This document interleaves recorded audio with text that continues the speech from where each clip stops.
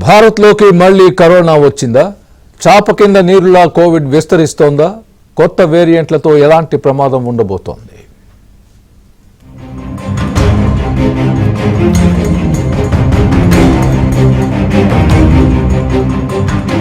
కొన్నేళ్ల క్రితం ప్రపంచాన్ని కబళించిన కరోనా వైరస్ కోట్ల మంది ప్రాణాల్ని బలి తీసుకుంది.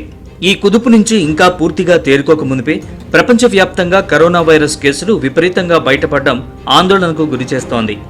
ఆసియా దేశాలైన హాంకాంగ్, సింగపూర్లో గత కొన్ని రోజులుగా కోవిడ్ కేసులు వేగంగా పెరుగుతున్నాయి. హాంకాంగ్ కోవిడ్ పాజిటివిటీ రేటు 4 వారాల్లో 13.66% చేరింది. మే మొదటి వారంలో 31 మందికి పైగా కోవిడ్తో మృతి చెందారు. సింగపూర్లో మే నెల మొదటి వారంలోనే 14,000 కేసులు నమోదైనట్లు అధికారిక లెక్కలు చెబుతున్నాయి. ఆసుపత్రుల్లో 11,000 మందికి పైగా చికిత్స పొందుతున్నట్లు అధికారులు నిర్ధారించారు. సింగపూర్, హాంకాంగ్లో నమోదవుతున్న కోవిడ్ కేసుల్లో అత్యధికంగా NB1.8, LF7 రకాల వైరస్లు వేగంగా వ్యాప్తి చెందుతున్నట్లు గుర్తించారు. ఇవి JN1 వైరస్కు చెందిన సబ్ వేరియంట్లుగా ఆరోగ్య నిపుణులు విశ్లేషిస్తున్నారు. ప్రస్తుతం వ్యాప్తి చెందుతున్న కొత్త వేరియంట్లు గతంలో ఉన్నవాటి కంటే ఎక్కువ వ్యాప్తి చెందేలా లేవని నిపుణులు చెబుతున్నారు.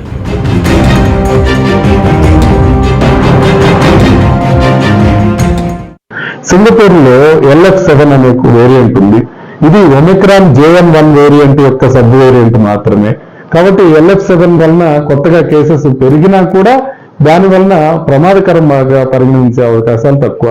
హాంకాంగ్ లో LF7 కాకుండా వేరే ఒక వేరియంట్ నడుస్తూ ఉంది.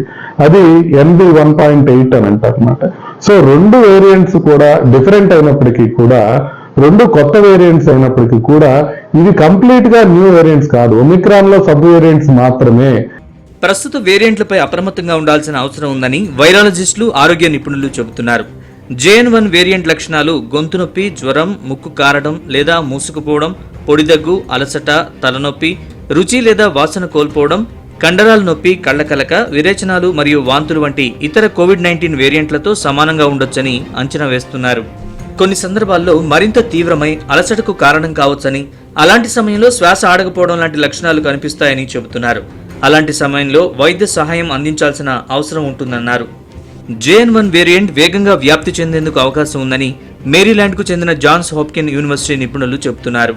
అమెరికాలోని డాక్టర్ల నివేదిక ప్రకారం ప్రస్తుతం ప్రపంచవ్యాప్తంగా నమోదవుతున్న కేసుల్లో 70% వరకు LP8.1 అనే కొత్త వేరియంట్ కారణంగా భావిస్తున్నారు.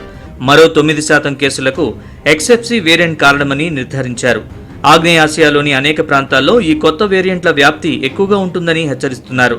ఒమిక్రాన్ అసలు వేరియంట్ ప్రస్తుతం కనుమరుగైందని, ప్రస్తుతం సబ్ వేరియంట్స్ మాత్రమే కనిపిస్తున్నట్లు ఆరోగ్య శాఖ అధికారులు చెబుతున్నారు. ఏప్రిల్ ప్రారంభంలో LP8.1 వేరియంట్ కారణంగా బ్రిటన్, ఆస్ట్రేలియా సహా అనేక ప్రాంతాల్లో ఇన్ఫెక్షన్ పెరిగినట్లు పలు నివేదికల్లో పేర్కొన్నారు.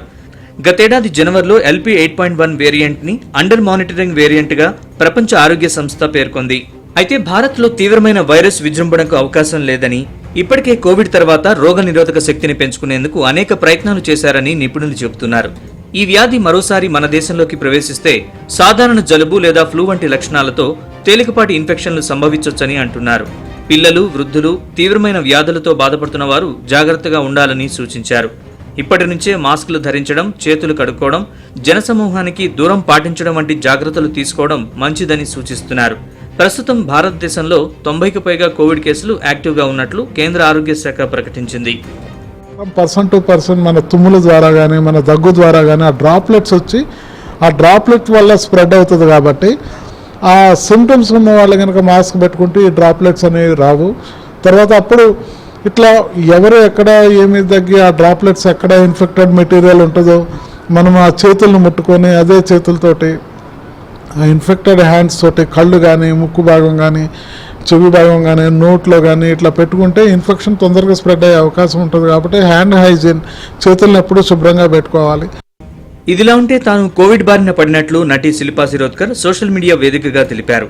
శిల్పా త్వరగా కోలుకోవాలని పలువురు అభిమానులు, నెటిజన్లు కామెంట్లు పెడుతున్నారు.